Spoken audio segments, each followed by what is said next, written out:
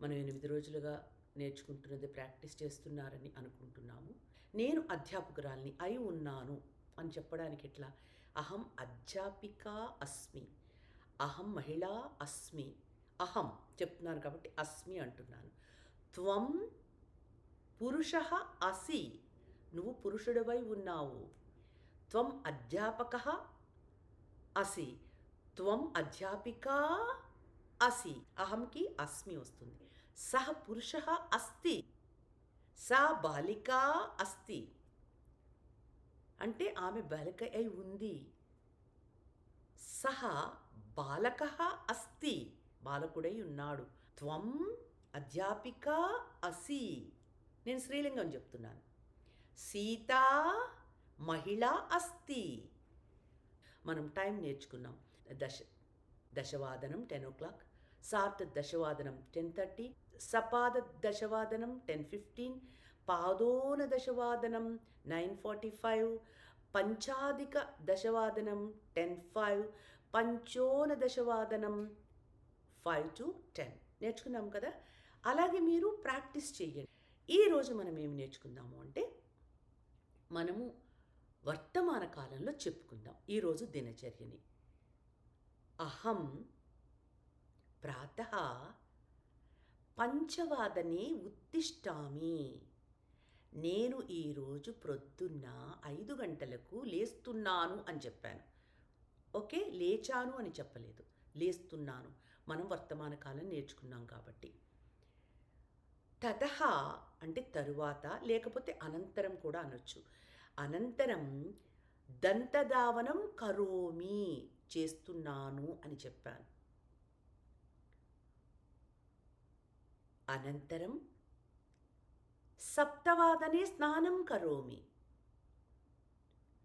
సార్ధ సప్తవాదనే దుగ్ధం పిబామి.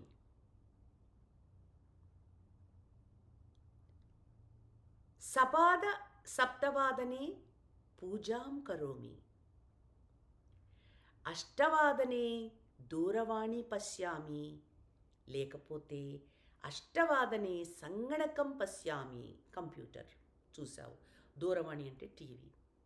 అనంతరం ఆగతైః అతిథిభిః సహా సంభాషణం కరోమి, మాట్లాడాను, సంభాషణం చేశాను. ఏకాదశవాదనే అహం ఫలం ఖాదామి. ద్వాదశవాదనే పునః దూరవాణి పశ్యామి. మధ్యాహ్నే ఏకవాదనే అహం భోజనం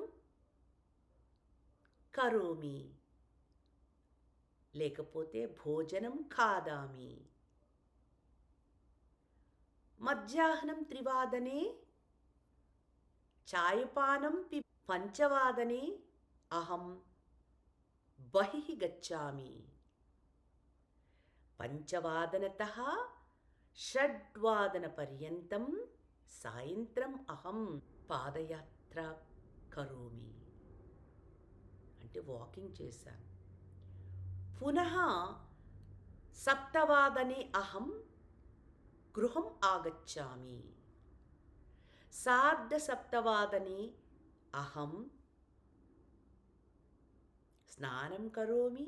రాత్రౌ అష్టవాదనే అల్పాహారం కరోమి. నవవాదనే అహం నిద్రాం కరోమి, నిద్రాం గచ్చామి. No problem. ఇట్లా మీరు ఏం చేశారో మామూలుగా చెప్పండి. స్నానం కరోమి, దాంతో పిబామి, ఖాదామి, గచ్చామి, ఆగచ్చామి. వయం పునః మిలామः. యుష్మాకం సత్య. నమస్తే.